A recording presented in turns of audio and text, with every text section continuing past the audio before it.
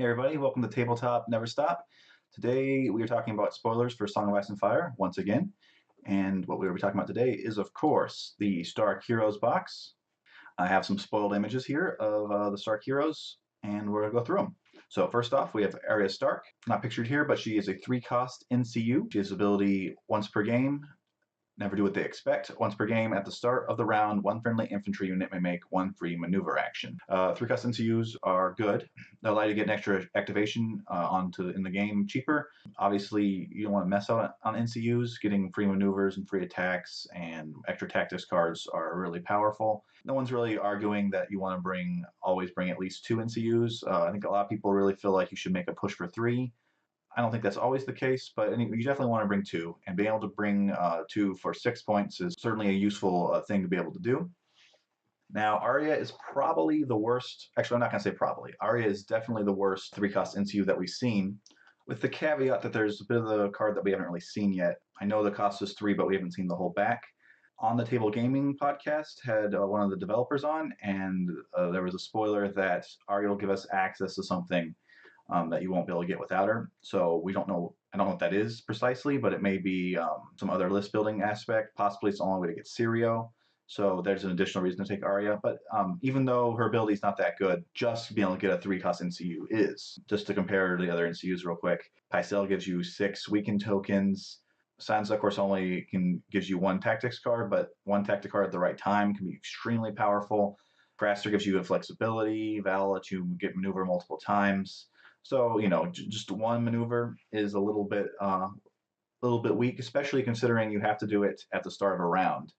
So you can't, you're not really going to be pulling any like crazy surprises, but there's certainly uses for it. If you're going first that turn, you can use it to set up a flank charge. If it's not bad in the opening round, if you have a bunch of slow units, you're just trying to get up on those objectives. So that's Arya. Next up, we have Meera Reed. We don't know her cost. She has Order, Hidden Traps. This is the same order that we've seen on the Free Folk Trappers. And, Free Folk Trappers are, in my opinion, like kind of the best unit Free Folk have, like right out of the box. They're extremely useful without throwing attachments on them. You don't have to run them in tandem with other trappers. And so we don't know what Meera costs, but getting this ability in the Stark list can certainly be useful. And in addition, of course, she gives the Crenagman unit keyword. So if you're building a Howland Reed list, then I think you're going to like Meera, especially if you want to run her in tandem with Jojen. All right, next we have Osha. Interesting ability, Go Down Fighting. Each time a rank of this unit is destroyed, one enemy engaged with it suffers 1 wound. If you control swords, deal D3 wounds instead. We don't know Osha's cost. I feel like it might be cheap. At 1, this seems like a pretty useful ability. We'll get to her interaction with Rickon in a second. But if there's ever a situation where a character like Joffrey exists that maybe gives you access to swords all the time, then all of a sudden this will be a really good card. That's just some idle speculation. But I think, let's say you put her in something that's high defense, like, Sworn Shield, they can probably lose ranks multiple times to get healed back up. So that's pretty interesting. And if you have swords and you're dealing D3 wounds, that's a pretty powerful ability. Otherwise, it's just a little bit of decentivizing attacking her unit. Run Child. During this unit's activation or after it is attacked, you may kill Osha to move Rickon Stark to another friendly infantry unit within long range, ignoring usual attachment restrictions. So we'll get to Rickon in 1 second, but this is some interesting gambling in the sense that you can do it when you activate, or if you survive, you can do it after you've been attacked. So it comes down to you don't want to give Rickon up, so you have to decide if you think you're going to be able to take the next hit if you're running her with Rickon. So it's an interesting mechanic.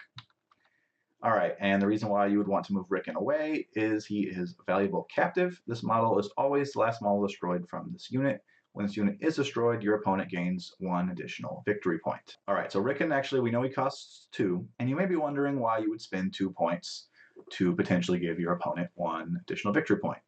Well, I haven't seen the back of the card yet, but it's because Rickon gives you access to Shaggy Dog. And since we know that Rickon costs 2, that means that you're getting a direwolf at 1 cost cheaper than all the other direwolves, minus of course the commanders. That's a whole other thing. And Shaggy Dog is your standard direwolf for the most part. Moves of 6, hits on 2s with 2 dice, defense of 3 up, morale of 2 up, 2 wounds, and gets a free direwolf maneuver. And then of course he comes with vicious, which can potentially be quite useful. Starks do have access to some panic stuff with neutral Bolton, so that could be some interesting combos there. But really, the question is the risk of 1 victory point, worth a cheaper direwolf? And it may very well be, depending on where you have to put Rickon and what your whole list build is and stuff. And of course, now Starks can potentially run 3 direwolves at once. And if you take Rob as a commander, you can do that relatively cheaply. So that's certainly an interesting list. I'm sure we'll see it. And then finally, wrapping up the hero box is, of course, Syrio and Jojen. I've actually covered these guys in other videos, so we're not really going to talk about them here. Still don't know the cost of either of them. If you want to hear my thoughts, you can check out those videos. And that concludes today's spoiler alert. Thanks so much for watching. Subscribe to the channel if you enjoyed this content, and we'll see you in the next one. Thanks again.